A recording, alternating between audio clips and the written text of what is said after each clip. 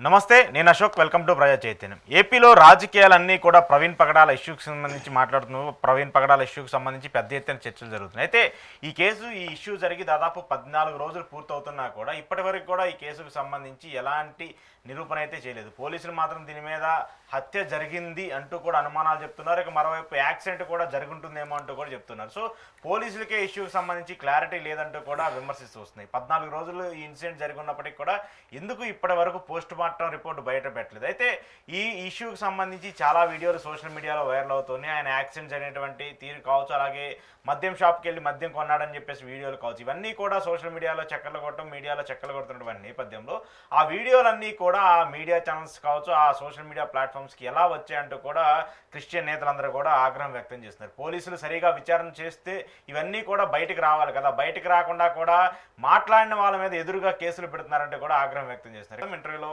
నాతో పాటు పార్టిసిపేట్ చేస్తున్నారు వైసీపీ మాజీ ఎమ్మెల్సీ సీనియర్ నాయకులు జూపుడి ప్రభాకర్ గారు. ప్రభాకర్ గారు నమస్తే. నమస్తే అశోక్, బాగున్నారా? బాగున్నాను సార్. ఏంటి సార్ ఈ ప్రవీణ్ పగడాల ఇష్యూ ఇన్సిడెంట్ మనం గతంలో మాట్లాడాము. మీరు మాట్లాడిన దానికి చాలా సంచలనాలు మారాయి.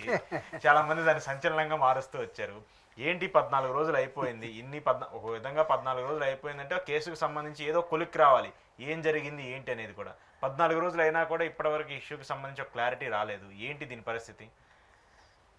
అంటే ముందుగా మీకు ప్రజా చైతన్య వీక్షకులకి, దీన్ని చూస్తున్నటువంటి మేధావులకు కూడా నమస్కారం తెలియజేస్తూ, లాస్ట్ టైం మన ఇద్దరం చేసిన ఇంటర్వ్యూలో అంటే మనం మాట్లాడుకున్న దానిలో అసలు మాట్లాడుకోవటమే నేరం అయిపోయినట్టుగా మనం ఏదో పెద్ద టీవీలో అనుకున్న వాళ్ళు మన పేరు తీసుకొని దాని మీద మాట్లాడటం, ఒక చర్చ పెట్టడం, ఇవన్నీ జరిగాయి. నేను అనుకున్న పిటి ప్రజాస్వామ్యానికి పత్రికా వ్యవస్థలో పనిచేసే ప్రోగ్రెసివ్ నాయకులు అనుకునేటువంటి కొంతమంది మా సీనియర్స్, ఇంజనీరింగ్లో మా సీనియర్స్ వాళ్ళు, పేర్లు ఎందుకు కానీ వాళ్ళు మాట్లాడితే నేను ఆశ్చర్యపోయాను. ఎందుకంటే ప్రత్యేకంగా మా సాంబశివరావు గారు టీవీ5లో మానవ హక్కుల మీద మాతో పీడిఎస్సీలో సీనియర్గా ఉన్న నాయకుడిగా చాలా ప్రోగ్రెసివ్గా మాట్లాడే వ్యక్తి, మనిద్దరం ప్రవీణ్ గారి హత్య మీద దాని మీద జరిగినటువంటి గందరగోళం ఏమై ఉంటుందని మనం మాట్లాడుకుంటాం, జస్ట్ టచ్ చేసాం. ఏంటనేదే టచ్ చేసాం. టచ్ చేయటమే నేరం అన్నట్టుగా. అంటే నేరస్తులే న్యాయస్తులుగా మారుతున్నటువంటి సమాజంలో న్యాయాన్ని అన్యాయంగా రూపు చేసే విధానంలో నిజం మాట్లాడితే వీళ్ళేదో తీవ్రవాదులుగానో లేకపోతే అనుమానాన్ని వ్యక్తపరిస్తే ఇంకెక్కడికి వెళ్తారు అన్నట్టుగా మొదట్లోనే వీళ్ళని ఖండించాలనే ఒక దృక్పథంలోకి ప్రభుత్వం వచ్చినట్టుగా కనబడుతూ ఉంది. సో ఆ రోజు మన ఇద్దరం మాట్లాడుకున్న అంశంలో అంటే చాలా ప్రిలిమినరీ స్టేజ్లో మాట్లాడాం మనం. అవును, మీరు అసలు ఏం జరిగింది, ఆ కేసు సంబంధించి ఆ గాయాలు ఏంటి అనేది మీరు ఎక్కువ, అంటే ఆయన డెడ్ బాడీని తీసుకొచ్చి సికింద్రాబాద్లో ఫినరల్స్ అయిపోయిన నెక్స్ట్ డే మనం మాట్లాడాం. ఒక 3 డేస్కి అనుకుంటా, 2 డేస్ తర్వాత చేయటం. అంటే ఆ రోజు నుంచి ఈ రోజు దాకా దాదాపు 11 రోజులు 12 రోజులు, అంటే టోటల్గా 14-15 రోజులైనా చాలా సబ్జెక్టు చాలా డెవలప్ అయిపోయింది. అది ఎటువైపు వెళ్తుంది అనే దానికి ఎవరు సమాధానం చెప్పాలి? కుటుంబం చేతులెత్తేసి అసలు ప్రతీకారం తీర్చుకోవాలో కోరుకోవటం బైబిల్ ప్రకారం కానీ మాకు అవసరం లేదు, ప్రభుత్వం మీద మాకు నమ్మకం ఉంది, ప్రభుత్వం దీని మీద ఒక ఇన్వెస్టిగేషన్ చేస్తుంది, దయచేసి పాస్టర్స్ కూడా వాళ్ళ సంఘాలు నడుపుకునే వాళ్ళు మీ సంఘ అభివృద్ధి కోసం దృష్టిని కేంద్రీకరించండి అని చెప్పారు వాళ్ళు.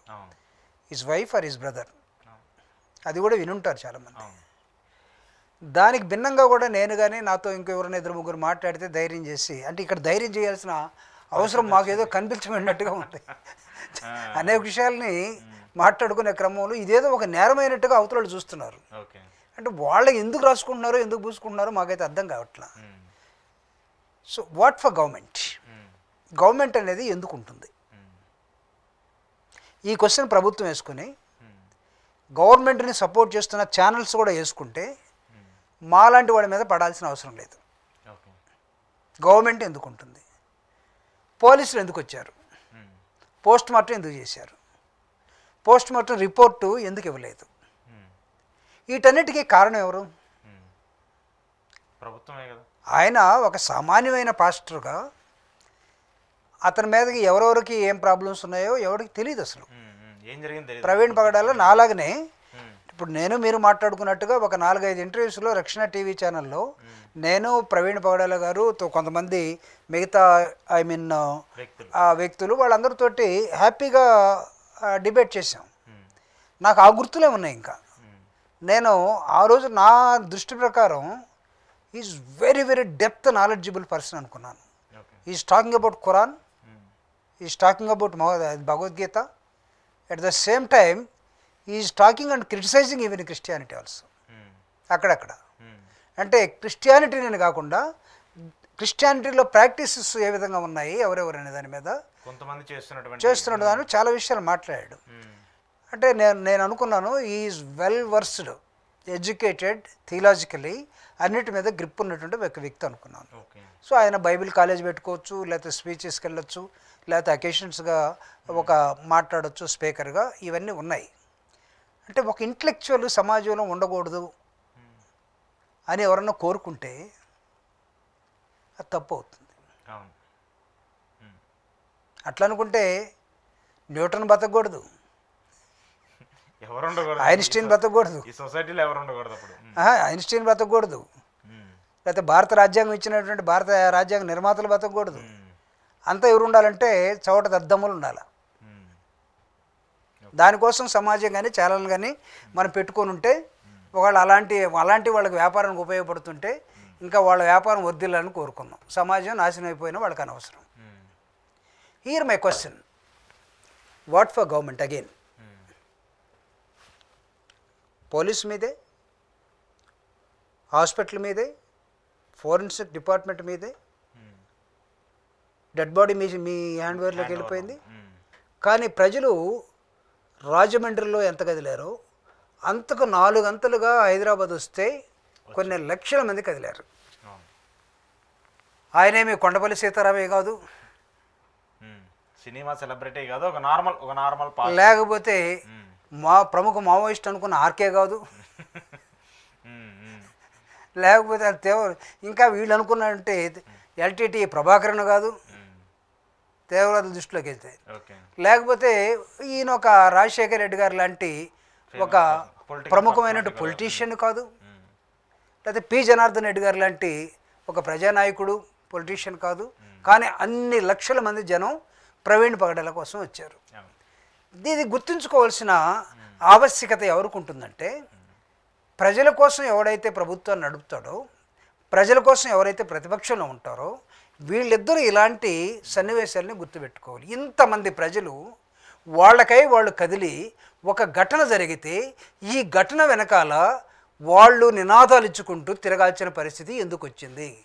దీనికి ఎవరు సమాధానం చెప్పాలి?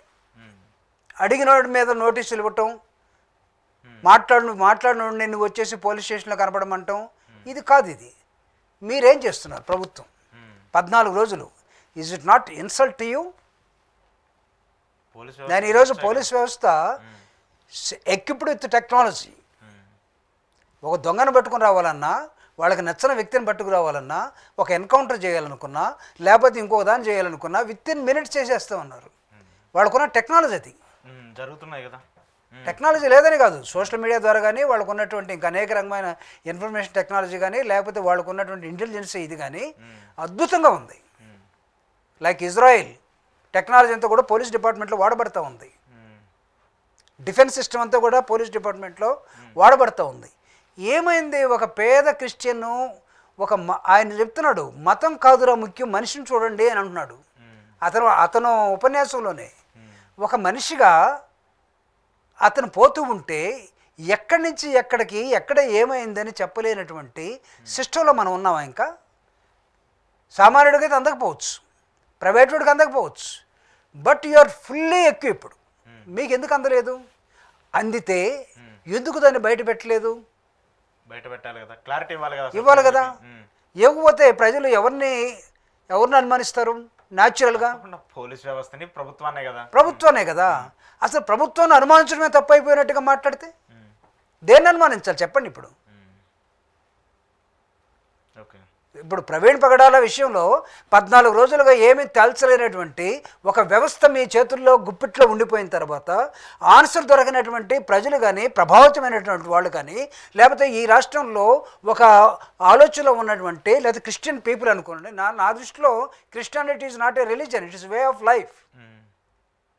ప్రవీణ్ కూడా చెప్పాడు, ఇదేమీ మతం కాదు అని చెప్తున్నాడు అతను. It's way of life. ఎవడికి నచ్చిందో వాడు చెట్టుని, పుట్టని, లేకపోతే గడ్డిని, లేకపోతే కొమ్మల్ని, జంతువుల్ని, మనుషుల్ని, రాక్షసుల్ని అందరిని పూజించే సమాజంలో, మనం పూజించే సమాజంలో మనం ఉన్నాం. బట్ ప్రవీణ్ని గురించి మాట్లాడితే ప్రవీణ్ గురించి మాట్లాడినోడు క్రిస్టియన్ ఏమైనా టెర్రరిస్టా? కాదు కదా. వాళ్ళ భార్య అంత దుఃఖాన్ని కూడా గొంతులోనే మింగేసుకొని ఏం మాట్లాడింది? కక్ష సాధింపులు తీసుకోవాల్సిన అవసరం లేదు, అసలు అది కూడా కాదు. అసలు దేవుడు వాళ్ళని మన్నించుగాక. భార్య అండి, తన 2 బిడ్డలనే కాక ఇంకొక 12 మందిని చాగుతున్నటువంటి ప్రవీణ్ పగడాల కుటుంబం అట. వాళ్ళ అన్నయ్య ఏం మాట్లాడాడు?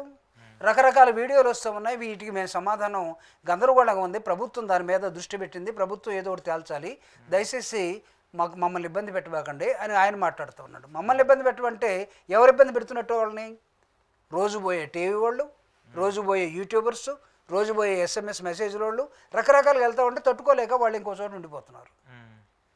సో ప్రైమరీ ఫంక్షనింగ్ ఎక్కడి నుంచి జరగాలి? అసలు దీన్ని తేల్చకపోతే అసలు మేము రాజకీయాల్లో ఉండటం వేస్ట్, ఈరోజు మేము ప్రతిపక్షంలో ఉండటం వేస్ట్, ప్రతిపక్షం మాట్లాడే మాటల్ని స్వీకరించడానికే వీలు లేకుండా ఉండే పాలకపక్షం కూడా వేస్ట్. అంటే ఇక్కడ ఒకటి సార్, ఒక కాన్స్పిరెన్సీ ఏం వస్తుందంటే, సరే ఏం జరిగింది అనేది పక్కన పెడతాం. హత్య జరిగిందా, యాక్షన్ జరిగిందా ఏంటి, 14 రోజులైంది, రకరకాల మీడియాలో స్పెక్యులేషన్స్ అవుతున్నాయి. కొంతమంది ఒక విధంగా మత విద్వేషాలు రెచ్చగొట్టే విధంగా ఒకళ్ళు మాట్లాడుతున్నారని చెప్పేసి ఇంకొక మీడియా, లేదంటే వాళ్ళు పాస్టర్లు అందరూ కూడా మీరు కావాలని చెప్పేసి కొన్ని పార్టీలకు అనుగుణంగా మాట్లాడుతున్నారని చెప్పేసి పాస్టర్లు, లేదంటే ఆయన మందు తాగాడనో, లేదంటే ఆయనకు ఇంకొకేదో వ్యసనం ఉందని చెప్పేసి ఇలాంటివి, లేదా ఆయన్ని కిడ్నాప్ చేశారని ఇంకొకరు, ఇలా వివిధ రకాలుగా చర్చలు జరుగుతున్నాయి, వివిధ వీడియోలు వస్తూ ఉన్నాయి. ఇవన్నీ చూస్తూ ఉన్నప్పుడు ఆ ఇష్యూ అంతా కూడా డైవర్ట్ అయ్యే సిచ్యువేషన్స్ కనిపించట్లేదా?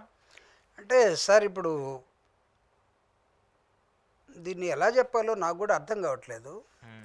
అంటే ఒక అంశాన్ని మీరు ఇన్వెస్టిగేషన్లో ఫెయిల్ అయ్యి బయట ప్రైవేటు వ్యక్తులు పెట్టుకున్నటువంటి యూట్యూబర్స్ కానీ, లేకపోతే వీళ్ళందరికీ అవకాశం ఇచ్చి వాళ్ళు రకరకాల మార్ఫింగులతోటి చేస్తున్నటువంటి విడుదల చేస్తున్న వీడియోస్ని మీరు ఎంకరేజ్ చేస్తూ పోతే జనం కన్ఫ్యూజ్ అవటమే కాదు, సమాజంలో బాధ్యత వహించాల్సినటువంటి ప్రభుత్వం కూడా ఖచ్చితంగా ఈ నిందను తీసుకోవాలి. అబ్బాయి మా మీద నిందేయటానికి లేదు అంటానికి లేదు. You are responsible for every nonsense what is happening, what is talking. ఆ వీడియోలు కొంతమంది రిలీజ్ చేస్తున్నారు. ఈ విత్ ఇన్ ద పార్టీకి సంబంధించిన కొంతమంది వ్యక్తులు కావచ్చు, లేదంటే వాళ్ళ పేర్లు ఎందుకు కానీ వాళ్ళే వీడియోలు చేసి ఇది రిలీజ్ అయింది, ఆయన ఇలా వస్తున్నాడు. ఆంధ్రజ్యోతి పేపర్లో వచ్చింది, ఫ్రంట్ లైన్లో ఒక పెద్ద కాలమే వచ్చింది కదా, దానికి సంబంధించి ఆయన మందు తాగడం. ఇది ఇప్పుడు ఆఖరికి నాకు తెలిసి ఎక్కడ తెలుస్తారంటే, ఈ ఆయన పాపం తాగడం అనేది నేను చాలా మందిని విచారించాను, అతనికి అలవాటు లేదండి అన్నారు. దాని దగ్గర తీసుకొచ్చారు ఒక W, అదే కదా, ఇంకొక W దగ్గర తీసుకెళ్తారు. ఏంటి, ఒకటేమో వైను, రెండోది ఎక్కడో చోట ఇంకో చోట ల్యాండ్ చేస్తారు. అంతకన్నా ఎక్కువ ఏం చేయరు. అంటే దాన్ని క్యారెక్టర్ అసాసినేషన్ చేసే దశలోకి ప్రైవేటు వాళ్ళతోటి ప్రభుత్వమే దగ్గరుండి ప్రోత్సహించినట్టుగా, unless or otherwise if government is serious, stop all this nonsense things. ఎవడైతే ఏ యూట్యూబ్లో ఎవడైతే ఏం చేసి పెడుతున్నాడో వాటిని ముందు వాళ్ళ మీద యాక్షన్ తీసుకోండి. మాలాంటి వాళ్ళు మాట్లాడిన వాళ్ళ మీద కాదు. ఈరోజు మేము ఏం మాట్లాడుతున్నాం, వాస్తవాల్ని బయట పెట్టండి మాట్లాడుతున్నాం. Is it a sin? No, definitely not. When it is not a sin, why you people are afraid and taking time? నీకు లీగల్ లాంగ్వేజ్లో ఒకటి ఉంది, delayed justice is a denied justice. వాస్తవం. నువ్వు ఎంత డిలే చేసుకుంటా పోతే అంటే నువ్వు ఎందుకు డిలే చేస్తున్నావు? దీన్ని ఏ వైపు తీసుకెళ్ళటం కోసం? ఫోరెన్సిక్ నీకు మెసేజ్ లేదా దానిలో? పోస్ట్ మార్టం రిపోర్ట్ లేదా? ఏం జరిగిందో సీసీటీవీ ఫుటేజ్లు ఉన్నాయా? అంటే ఎంతమందిని మీరు డూపులు మారుస్తూ లేకపోతే ఇంకో దాన్ని మారుస్తూ లేకపోతే చచ్చిపోయినవాడు మీదనే కరెక్ట్గా బైక్ ఉన్నట్టుగా అక్కడ చాలదండి, అనుమానం చాలదా? సరే అది అనుమానమో లేదంటే నిజంగానే యాక్సిడెంట్ జరిగిందో అనేది పక్కన పెడితే ఒక క్లారిటీ ఇవ్వాల్సిన బాధ్యత ఉంటుంది కదా.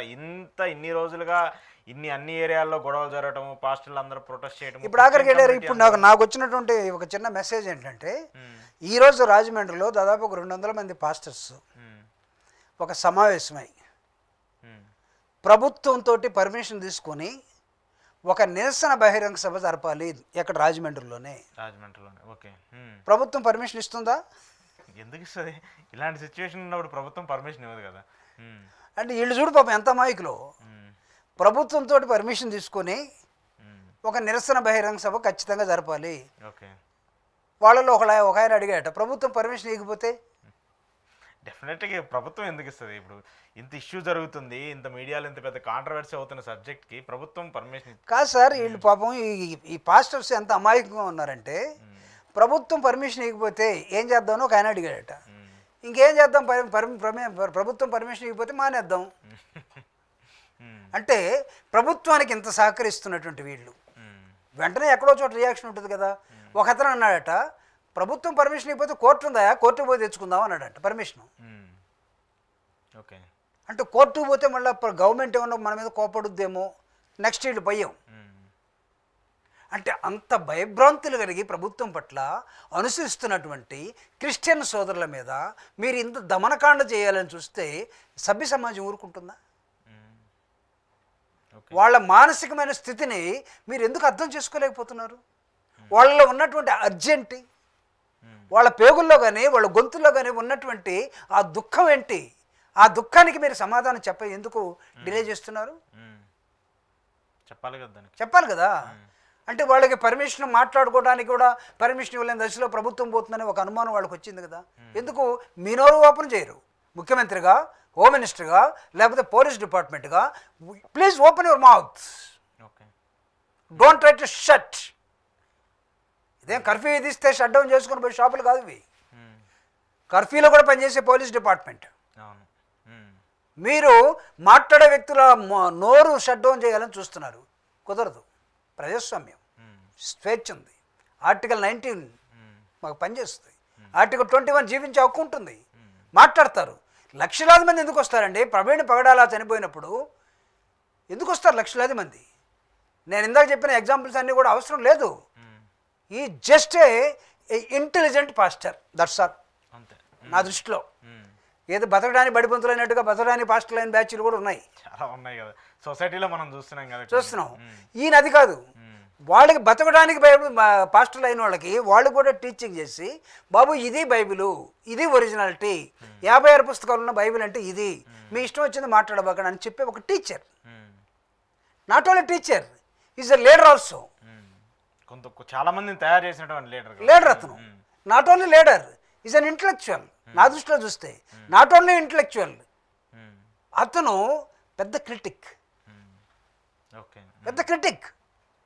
కానీ ఎందుకు సార్? కానీ సరే మనం చూస్తున్నాం, ఎందుకు మీరు ఇప్పుడు పోలీసులకు సంబంధించి ఇట్లా అణిచివేసే ధోరణో లేదంటే వాళ్ళని అరెస్టులు పెట్టడమో కేసులు పెట్టడం చెప్తూ ఉన్నారు. కొంతమంది మీద పెడుతూ ఉన్నారు. కొంతమందిని అయితే కేసులు పెట్టకపోయినా మీలాంటి వాళ్ళు మాట్లాడితే దాని మీద ఎక్కువగా రివర్స్లో మీడియాలో చేయడం ఇవన్నీ చేస్తున్నాం. ఎందుకు పోలీసులు ఈ ధోరణి? అంటే పోలీసులు ఏమన్నా ప్రభుత్వం మీద ఏమైనా ప్రెజర్ తీసుకొస్తుందా, లేదంటే ప్రభుత్వానికి పోలీసులు సరిగా ఇన్ఫర్మేషన్ ఇవ్వట్లేదు? ఏం జరుగుతుంది వీళ్ళిద్దరి మధ్య? అంటే నాకు తెలిసి ప్రభుత్వం పోలీసు రెండు వేరు వేరు ఏం కాదు కదా. అంటే వాళ్ళు చెప్పింది వీళ్ళు వినాలి, లేదంటే వీళ్ళు చెప్పినట్టయినా చేయాలి. Both are the same. అంటే కాయనికి రెండు వైపులు ఉన్నట్టే.